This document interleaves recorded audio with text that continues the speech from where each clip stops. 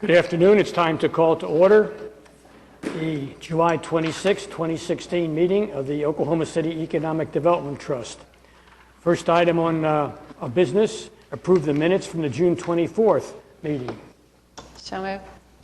We have a motion and a second. Any discussion? Please cast your votes. And the minutes are approved. Next is to ratify the OCEDT claims, and you all have the claims before you. I've asked Kathy O'Connor if she would to explain the four GOLT claims that are on there, and then we'll entertain other questions you may have or approve them.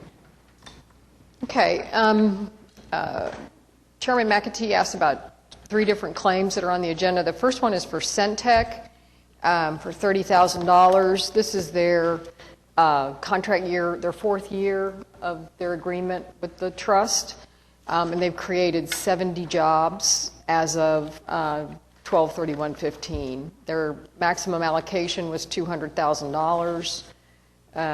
Their goal was 60 jobs over 4 years, so they've created their jobs faster than expected. The second claim is for $65,450 to MDV Spartan Nash. It is a grocery distributor mostly for commissaries at military bases that located here in Oklahoma City. They're in their fourth contract year and at 119 jobs as of December 31st. Let's see. So, and then the final one was Tapstone Energy. We paid them $60,000 for 20 jobs for the year ended 12/31/14, and $120,000 for 48 jobs in year two of their agreement. So their maximum GOLT allocation was $1,450,000. Thank you, Kathy. Any other comments or questions from the trustees? Motion is second. Cast your votes. And it is so done. Thank you. Next on the agenda is an item involving a Project 180. And Mr. Eric Winger is going to explain this one. Thank you, Mr. Chairman. We do have a change order for your consideration today. This is on the Gaylord Avenue streetscape, which is just getting ready to go under construction. So as a reminder, this is the last streetscape project as a part of 180. It's also the first of the new rail to be installed in downtown Oklahoma City. So this is a zero-cost change order. It actually is just extending the time to complete the project by 30 days, and it's for that rail. So what was occurring during the bids is we have not procured rail in Oklahoma City. There was additional time needed to identify those rail manufacturers and those providers so that the general contractors who were actually bidding the work could get good pricing. And so this simply just extends that bid 30 days. Work is anticipated to begin on July 15th. It will finish August 15th, 2017 once the change is approved. Thank you, Eric. Comments or questions from the trustees? Rhonda. Stupid question, but will all the rail be the same for each section? So it'll be spec'd the same? So the answer is no, it actually won't. There are actually two different types of rail that are used in streetcars across the United States. One is a girder rail. It's a specialized rail that's used specifically for streetcar, and most of the time it comes from overseas. It is what MAPS is able to specify because all of the money is Oklahoma City and local money. But when federal dollars are involved, and in this case we've got a Tiger grant, we have a Buy American clause, so we actually have to purchase a typical section, which looks much just like a railroad track rail. It's not specialized just for streetcar, but it's made for that. It's also made locally. So this on the Gaylord section will be that U.S.-made traditional style rail, but what you'll see on Maps 3 is a little bit different. They do match up, though, so that you can combine the two, and that occurs in other cities as well. So there's a mix of the two products, and will be in Oklahoma City, too. Thank you. So moved. We have a motion and a second. Any further questions? Please cast your votes. And it is so approved. Next on the agenda is a TIF project involving Sunshine Laundry and Cleaners. Ms. Kathy? Yes, this is a TIF allocation from the downtown TIF district. Mr. David Wanzer is the developer on the project, and he's here to make a brief presentation about it to you.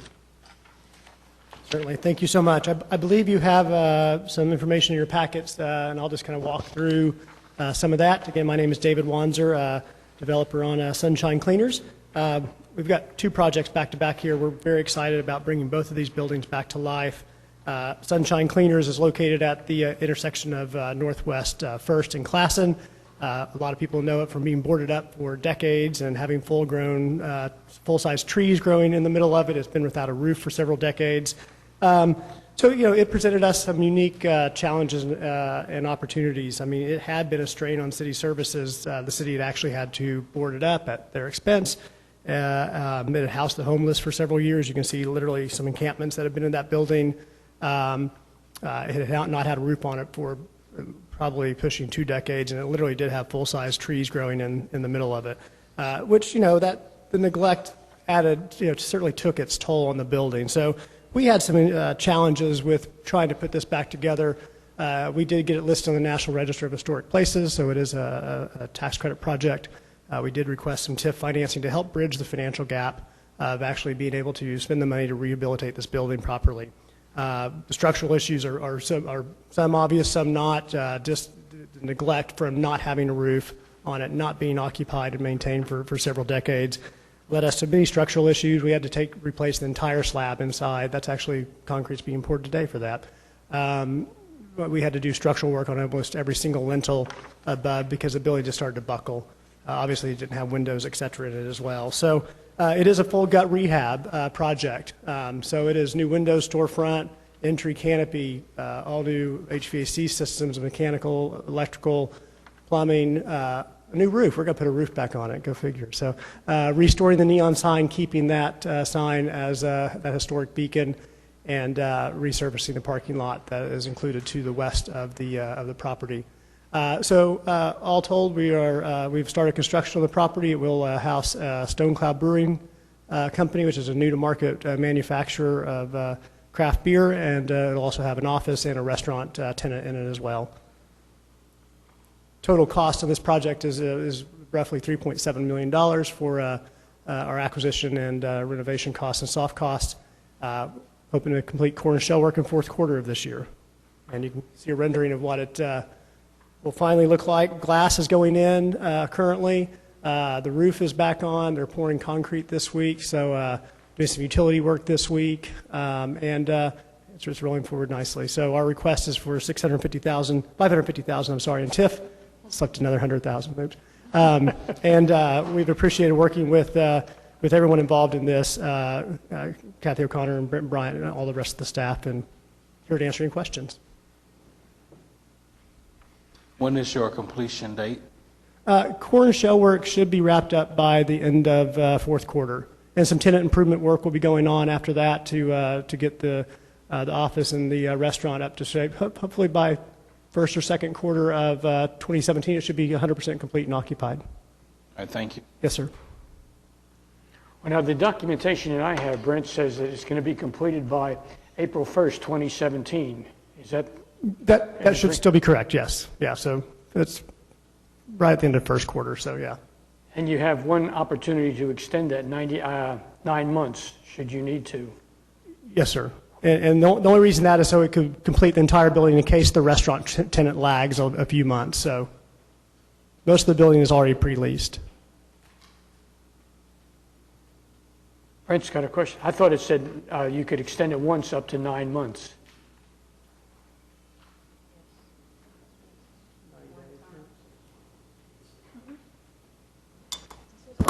That's correct.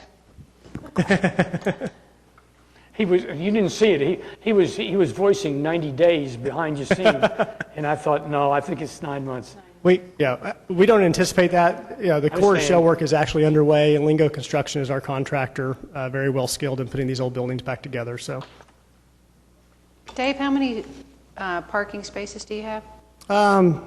go back to the site plan. There's probably roughly 24, 26 parking spaces in that parking lot to the west. The parking that's shown along Classen is not something we're doing at this time.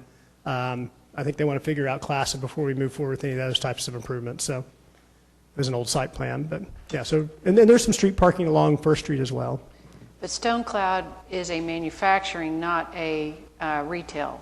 That's correct, yeah. Okay. They will have a small tap room that they can sell their beer in. They'll be kind of coming online with the new changes, but 10,000 of that is actually just manufacturing, so, which is great because it actually helps our parking because he only has a couple of people there for that, for over half of the building, yeah. Yeah. And beer.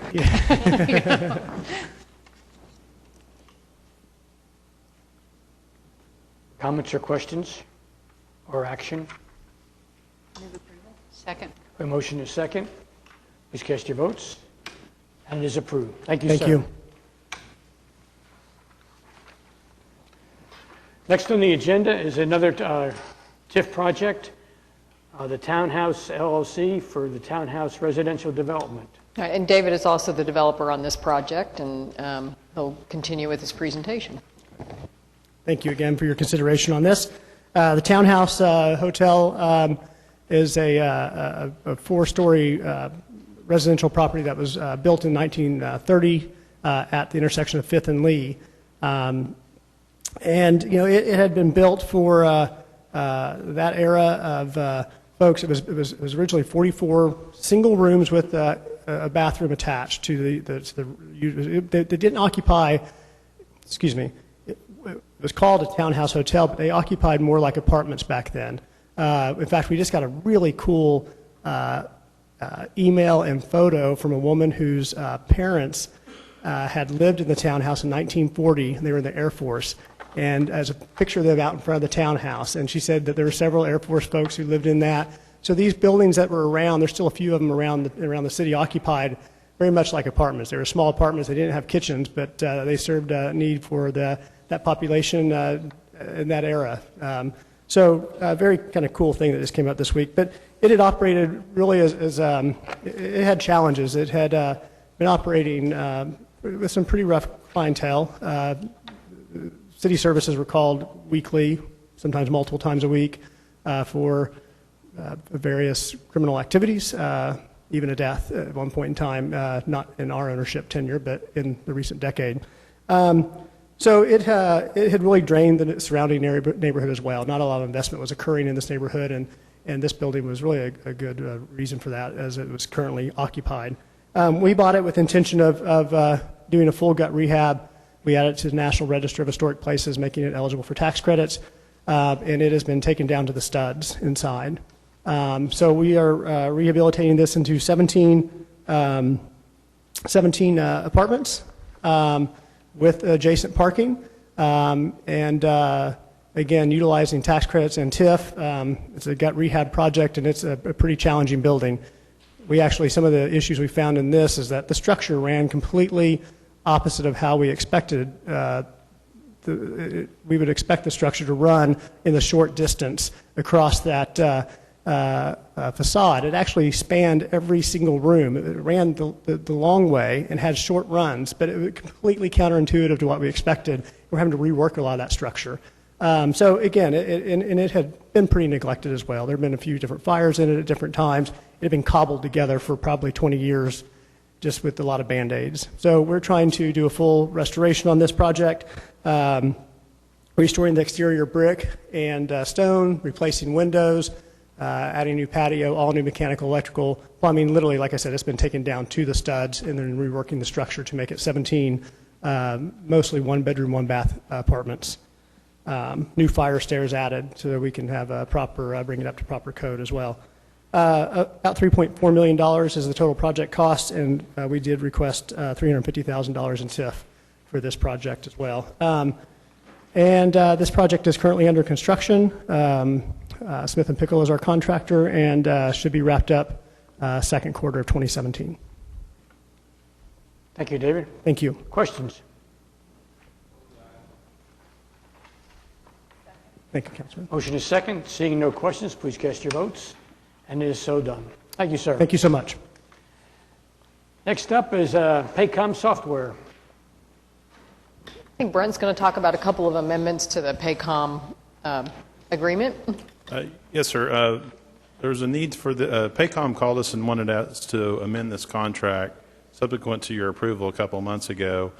And the basis for was there's a termination clause in there that allowed us to proceed with terminating the contract if there was a change in ownership structure. Well, since Paycom is a publicly traded company, ownership structure changes on a daily basis. So with that, we struck that out of the original contract. And in addition to that, there was an issue as related to when that contract became effective, because if you'll recall, we already have a Paycom 1 contract and a Paycom 2, and the way we have structured those contracts, we don't start with Paycom 2 until they've fulfilled the requirements of 1, and then we would not start really, so we don't know exactly when that date will be. And in our contract, we had two different dates, and we needed to put the earliest date, and we did not have the term earliest in the agreement, so we've had to add that to the contract. And those are the two amendments that we're requesting today. Thank you, sir. Second. We have a motion and a second. Any discussion? Please cast your votes. And it is approved. Next up is the general manager's reports. Just a few things that we want to touch on this afternoon. First of all, the year-end financial reports for the city are not completed yet, so we don't have all of the data as of June 30. It takes a couple months for the city to get those wrapped up and get their books closed. But we have received ad valorem payments from the county in June for TIF 2, 4, and 6. And each of those TIF districts, the amount of ad valorem revenues we received increased over the previous year. TIF 2, the ad valorem payment was 9.7, almost 9.8 million, which is an increase of about 2.3 million over the previous year. TIF 4, which is the Dell Riverfront TIF district, is at 1.1 million and about a $200,000 increase, and then TIF 6 is the Las Rosas TIF, and they had a small increase of about $3,500, but at least it's positive. So all good news and good outlook for our TIF districts. Thank you, Kathy. Any questions of Kathy? Action by the trustees? Do we need to vote to accept this or not, the report? Just receive it. Okay. That being done, next up we have comments from trustees, staff, the public. Seeing none, we are adjourned. Thank you all.